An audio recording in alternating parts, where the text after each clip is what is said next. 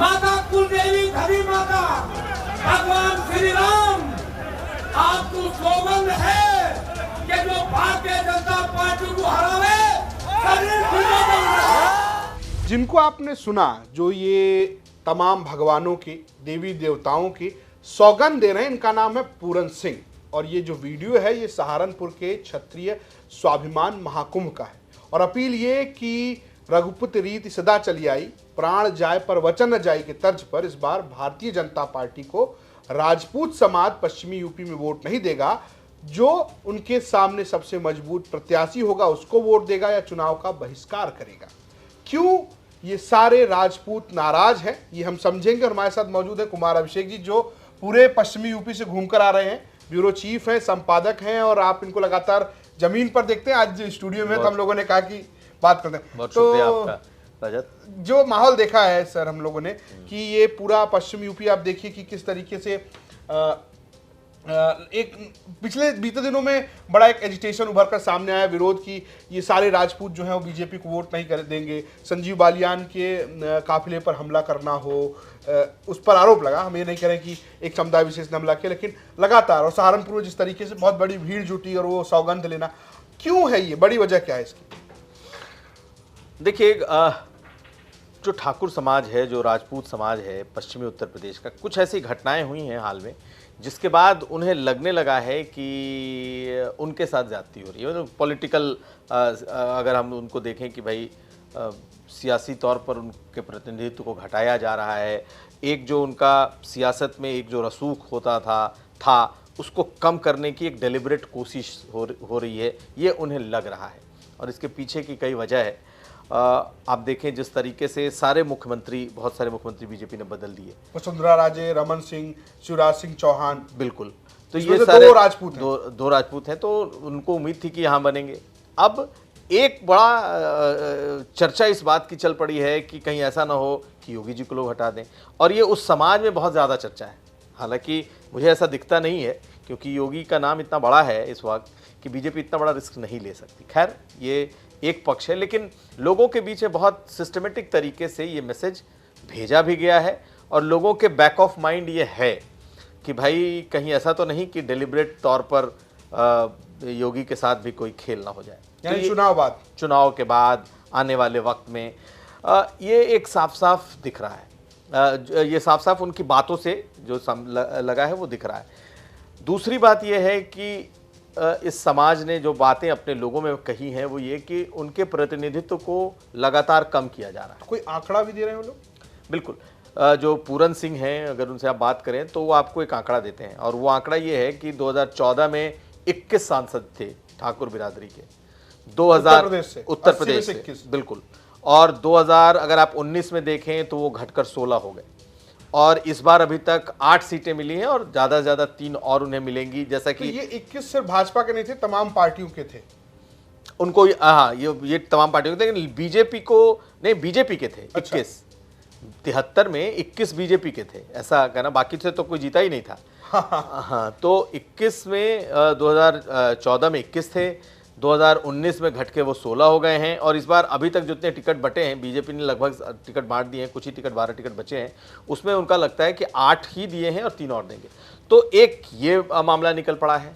तीसरा अगर आप पॉइंट देखें तो विधानसभा के जो चुनाव हुए 2022 में, इसमें संगीत सोम हार गए, इसमें सुरेश राणा हार गए, और उसके पीछे ये बताई गई कि पार्टी के जो दूसरी बिरादरियों के लोग हैं उन्होंने कहीं ना कहीं सैबोटाज किया, यानी कि जानबूझ करके हराया गया। देखिए, ये बातें हम नहीं कह रहे, ये बातें जो चौपाल हुई थी ठाकुरों की, जो इतनी बड़ी पंचायत हुई थी, उसमें जब आप लोगों से बात करेंगे तो उनके पास ये तमाम आंकड़े हैं। इसके अलावा वीके सिंह का टिकट कटा, और जो पहले फेज का जो 8 फेज का जो चुनाव, सीटों का जो चुनाव है, उसमें आप अगर मुरादाबाद छोड़ दें सर्वेश सिंह को, तो बाकी कहीं ठाकुर नहीं लड़े। लेकिन जबकि गाजियाबाद से वीके सिंह थे, तो कुल मिलाकर के उनके भीतर एक ऐसा सेंटिमेंट गया है जिससे उनको लगता है कि उनके साथ ज्यादती हो रही है।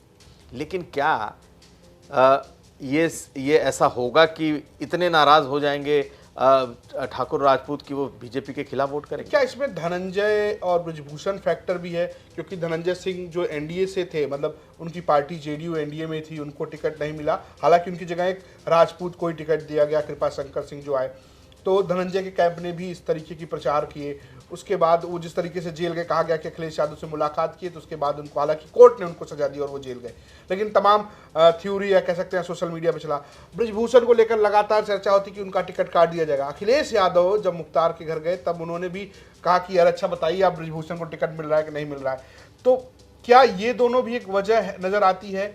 देखिए, आपने एक बीच में जो शब्द इस्तेमाल किया सोशल मीडिया, दरअसल ये पूरा आप अगर इस वक्त का नैरेटिव देखें और आप इस बात को देखें कि आखिर इतनी नाराज़गी कैसे हो गई कि अचानक से सहारनपुर के एक गांव में एक पंचायत होती है और वहाँ हज़ारों की तादाद में लोग जमा हो जाते हैं एक बिरादरी के, और वो ऐलान कर देते हैं कि भाई अब हम बीजेपी को वोट नहीं देंगे, और बेशक हमारा वोट खड्डे में चला जाए लेकिन हम बीजेपी को वोट नहीं देंगे। सोशल मीडिया का इसमें बहुत बड़ा रोल है, इसमें कोई दो राय नहीं है। और सोशल मीडिया के अगर आप व्हाट्सएप ग्रुप को चेक करें, जितने लोग आए हुए थे, जो बातें मैंने कही हैं, ये सब चीज़ें व्हाट्सएप में लिख करके एक दूसरे को लोग भेज रहे थे। तो एक माइंडसेट उस तरीके की बनाने की कोशिश हुई है। देखिए, यूँ तो 2000 अगर आप 22 के चुनाव के पहले देखें तो ब्राह्मणों की नाराज़गी कई बार हम लोगों ने देखी, उसके अलावा देखें तो जाटों की नाराज़गी। लेकिन क्या हुआ? क्या ये इतनी नाराज़गी थी कि ये बीजेपी के खिलाफ वोट कर जाएं? तो आज भी मुझे ये लगता है कि ये नाराज़गी है, लेकिन ये नाराज़गी से कहीं ज़्यादा ये एक दबाव की रणनीति है कि इतना मत दबाओ कि सही में हम विद्रोही हो जाएं, हम फूट पड़ें।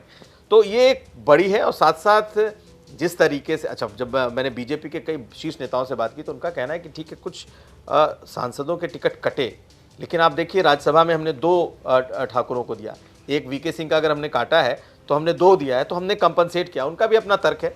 तो ये समझने को मुझे नहीं लगता है कोई तैयार है। सबको साफ साफ ये दिख रहा है कि भाई पिछले कुछ चुनाव से हमारे साथ ये हो रहा है और लगातार ये हो रहा है। तो लेकिन फिर भी मेरा मानना है कि बीजेपी एक ऐसी पार्टी है जिसके पास हर बिरादरी में, हर क्षेत्र में ऐसे नेता हैं जिस पर वो अपने संगठन के माध्यम से कहते हैं ना, उनके दिमाग को कब्जा कर ले। ये बात कही तो क्या जो ये वीडियो वायरल हो रहा है, जिसमें प्रधानमंत्री नरेंद्र मोदी सीएम योगी आदित्यनाथ को पकड़ते हैं और बोलते हैं कि नहीं आप आगे से जाइए, 2 वीडियो सोशल मीडिया पे चल रहा है, हम आपको वीडियो भी दिखा देंगे इस पे कि किस तरीके से पहले मेरठ की रैली में वो पीछे से जा रहे हैं और घूम के जा रहे हैं, इस बार योगी आदित्यनाथ का हाथ पकड़ लेते हैं और फिर उनको आगे से भेजते हैं। तुलना 2022 विधानसभा चुनाव की उस तस्वीर से हो रही जो गलियारे में कंधे पर हाथ।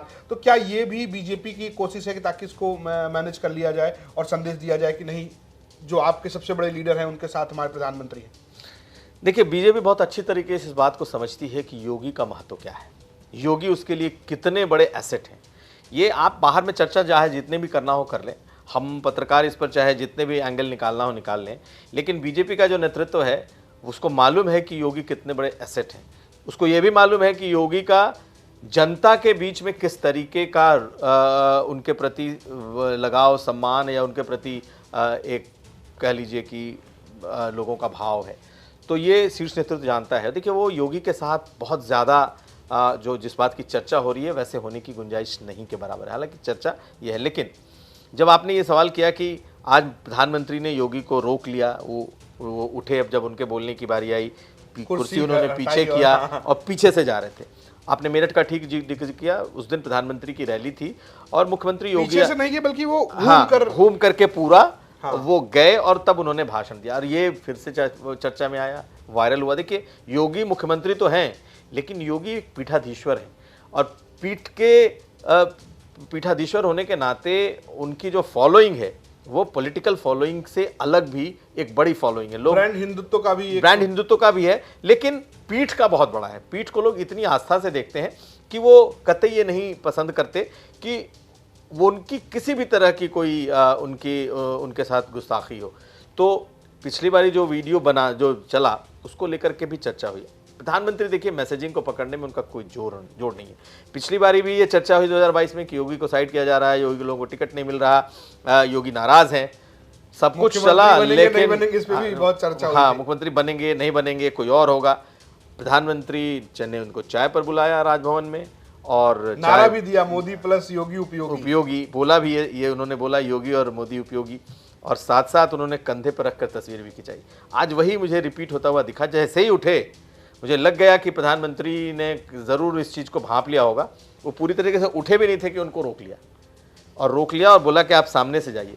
तो एक वीडियो का कितना असर होता है, और वैसी तरह के वीडियो जब एक खास ग्रुप में सर्कुलेट होते हैं तो उसके पर उनके उस पूरी बिरादरी के मनोभाव पर कितना असर होता है, ये साफ साफ दिखाई देता है। तो मुझे लगता है कि एक डैमेज कंट्रोल की एक बड़ी कोशिश बीजेपी के भीतर से शुरू हो चुकी है, और उस जो पंचायत जो हुई उसका एक व्यापक असर भी हुआ है, और नेताओं को अब लगने लगा है कि इसको हर हाल में इसको मैनेज करना जरूरी है। अब मुझे लगता है कि बीजेपी मैनेज करने में माहिर है। आपने एक और जिक्र किया था, मैं छूट गया, वो था जब आपने पूछा कि पूर्वांचल में धनंजय सिंह। देखिए, धनंजय सिंह से बीजेपी कभी उनको अपने साथ नहीं रखती। धनंजय सिंह अपने तरफ जरूर कोशिश करते रहे कि भाई चलो मुझसे आपको प्रॉब्लम है, आप मेरी पत्नी को ले लो, उसे चुनाव लड़ा दो। बीजेपी ने हमेशा एक तरीके से उनसे दूरी बनाए रखी है, वो हमेशा कोशिश करते रहे। लेकिन ये साफ हो गया कि धनंजय सिंह को बीजेपी टिकट नहीं देगी। भाई धनंजय सिंह वहाँ के, आप उनको माफिया कह लें, आप उनको बाहुबली कह लें, रॉबिनहुड की छवि वाले कह लें लोगों, लेकिन लोगों की मदद करने की वजह से उनका अपना एक वो बना हुआ है। हाँ, कैसरगंज से अगर आप ब्रजभूषण शरण सिंह की बात करते हैं तो ब्रजभूषण शरण सिंह का वो मामला नहीं है। ब्रजभूषण शरण सिंह उस इलाके के कद्दावर नेता भी हैं, बीजेपी के और राम मंदिर से जुड़े हुए हिंदुवादी नेता भी रहे हैं, और लंबे समय से, और बीजेपी उनको इग्नोर नहीं करना चाहती। जो मेरी जानकारी है कि बीजेपी आखिर तक उनको टिकट देना चाहती है और उनको टिकट दे सकती है। ये भी बात है कि उनको टिकट आखिरी में बीजेपी दे दे, ये बहुत संभव है, बहुत मुमकिन है। इसलिए उसे लगता है कि वो जाटों के को किसी न किसी तरीके से उनके नाराज़गी को इसमें मना सकती है, और साथ साथ जिस तरीके से ये एक उबाल आया है इस एक ठाकुर बिरादरी के बीच, उसे भी कंट्रोल कर सकती है। तो मैं इसलिए कह रहा हूँ क्योंकि इस पर एक तरीके का इनका काम भी शुरू हो गया कि सारे लोगों को मिलाकर बिठाकर जो नाराज़ हैं उनसे मिला जाए। यहाँ तक कि संगीत सोम और सुरेश राणा से अलग से बात हो रही है, वो अलग से अब गांव-गांव में लोगों से बातें कर रहे हैं, और साथ साथ प्रधानमंत्री के उस रैली के बाद, मेरठ के रैली के बाद संजीव बालियान और संगीत सोम, इन दोनों को अलग में बिठाकर बात भी की गई है। तो खैर, अभी चुनाव में 8-10 दिन का वक्त, 8-7-8 दिन का वक्त बाकी है। आप देखेंगे बहुत कुछ बदलेगा, लेकिन बिरादरियों की नाराज़गी, ये बात ज़रूर है कि हराने पर आई हुई है, लेकिन मुझे लगता है कि ये एक दबाव बनाने की एक बहुत कारगर रणनीति है जो कि इस वक्त मुझे दिखाई दे रही है। और वो अपना वोट खड्डे में भी नहीं डालेंगे, वो अपना वोट बर्बाद भी नहीं करेंगे। बेमन से ही देना हो, लेकिन उनके पास ऑप्शन भी नहीं है कि वो किसी और को दें, तो मिलेगा बीजेपी को। लेकिन वो जो कहते हैं ना कि खुशी खुशी जा कर के वोट करना, मुझे लगता है उसमें कमी आएगी, लेकिन आज न कल वो सॉर्ट आउट करेगी बीजेपी। बिल्कुल। और आपको जानकारी दे दें कि चर्चा ये भी है कि राजनाथ सिंह जो कि पूर्व मुख्यमंत्री रहे हैं, उनकी भी रैलियां जो है 5 रैलियां प्रस्तावित हैं पश्चिमी यूपी में। तो राजपूत एजिटेशन को कंट्रोल करने की कोशिश बीजेपी कर रही है। हम आपको यही बता रहे थे कि आखिर ये पूरी जो आप बीते दिनों सोशल मीडिया पर देख रहे हैं कि राजपूत बीजेपी के विरोध में है, उसकी बड़ी वजह क्या है। आपको ये वीडियो कैसा लगा हमें कमेंट बॉक्स में जरूर बताइएगा। देखते रहिए यूपी तक। नमस्कार।